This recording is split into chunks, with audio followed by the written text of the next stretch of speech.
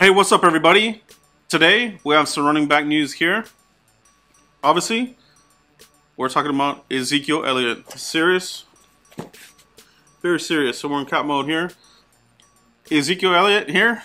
Earlier today, they announced that they were going to hand over phone records over to the NFL investigation, to the NFL.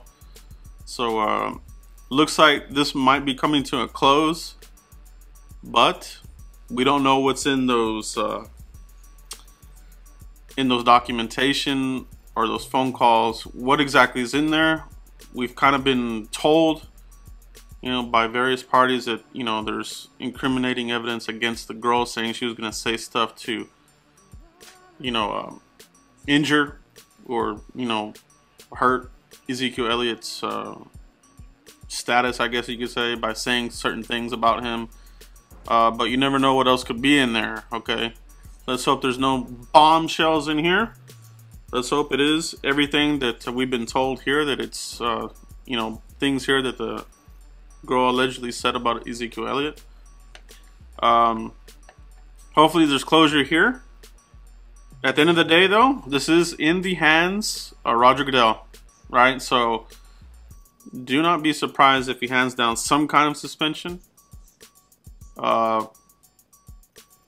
It's just one of those things. It's a shitty thing. It really is. The whole thing here with Zeke and the spring break and that kind of thing didn't help. Not that that should even matter, because it's a separate thing. But in the eyes of Roger Goodell, it counts. All right, it just does. That's the way he is. That's how he's always been as a commissioner. Very hard line guy there. Okay, so let's hope that this evidence backs up what Zeke's been saying, and that's it. We don't hear anything more about this, and we can move on for the next rushing champion in the NFL for 2017, Ezekiel Elliott. Okay, Zeke, that kind of thing. Okay, so if you go to the stadium, you got to do that Zeke yell. Okay, you got to do it. That's your tradition. All right. So the other news here that we have, Darius Jackson, the Browns released him. So there's a lot of excitement about that.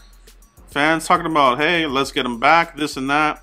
There's a couple of issues though. Okay, Cowboys, they're low on the waiver wire, number 28. Obviously, they go by your record as far as if you can put a waiver, put in if you want to pick him up. The other thing here is the reason why the Browns released him.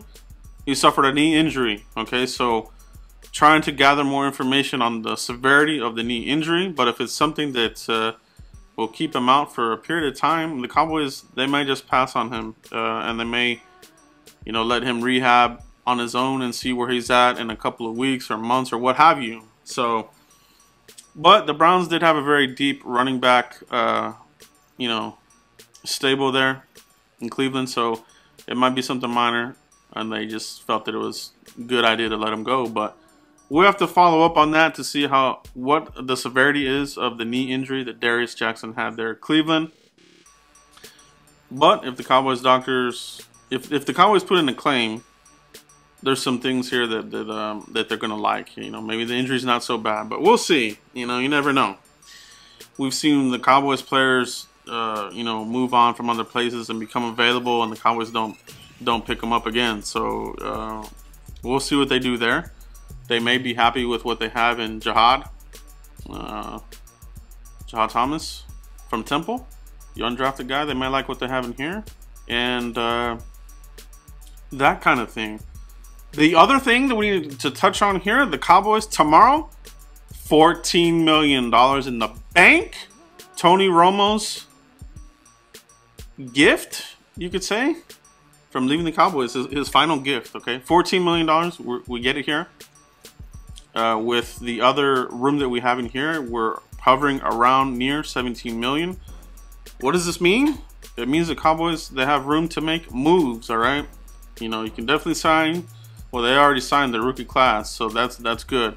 The other thing here, you can flip that money and extend some players. All right, or you could look about making a trade. Okay, you know, the other video I had here, Stephen Jones talked about this. You know that they may, some of these players that are on our team right now may end up on another team, another team's 53-man roster. He's talking about trades, player for player, player for a draft pick, that kind of thing. Okay, so the Cowboys, they could be in business here. All right. Obviously, Richard Sherman, the hot topic. Everybody's talking about him. 29 years old. We've talked about this on Cowboys Huddle. I'm not too hot on it myself, but for the right price, the right compensation, maybe, okay, for me. I'm not giving first-round picks for the guy. 29 years old, okay? You got to be smart about this, all right? You got to be smart about this. We need we need the early picks for next year. You know, we still got a lot of work to do. We can't just be giving away picks here. Now, for me, I've brought this up before. Trey Turner, okay? The offensive guard from the Carolina Panthers. He's in his final year there with the Panthers. 23 years old, still young. 2014 draft, the Cowboys were going to double dip. They were going to take Zach Martin, which they did. The following round, Trey Turner was the target. They opted for DeMarcus Lawrence. The big whiff there, they messed up. But he could be here. He could be on the horizon here. Not saying that it'll happen. This is just the name that I've been thinking about. If you're going to trade for somebody, you're going to trade for somebody young, somebody with talent, somebody that you can sign here to a decent deal. That money that they have, you could get, you might be able to get this done. And obviously, you got to get Zach Martin done too as well. It's not to say that the Cowboys can't pull off both of these moves here, okay? And it could be, I mean, it doesn't have to be Trey Turner. It could be somebody else. They could trade for anybody. Point is, the Cowboys are good with manipulating the cap. All right, so they know how to get around it. They know how to sign these players, give them contracts, kick the can down the road as they've always been doing. But we'll see what they do. What do you guys think? Okay, what do you think about the Ezekiel Elliott investigation? Are you hoping that this is finally it? Are you hoping there's no bombshells in these the documentation that they handed over?